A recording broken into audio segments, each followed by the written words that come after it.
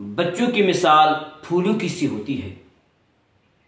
हमारे बच्चे हमारे ही मुआशरे में रहते हैं, हमारे मुआशरे का हिस्सा हैं और वो मुआशरे की हर चीज़ को देखते, सुनते और समझते हैं और उसके असरात अख्ज़ करते हैं।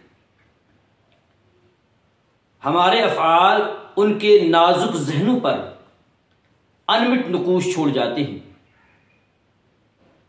अगर आप किसी बुरी आदत के अंदर मुब्तला हैं, अगर आप सिगरेट पीने के आदी हैं, तो अपने बच्चों के सामने हरगिज़ भी सिगरेट न पिएं।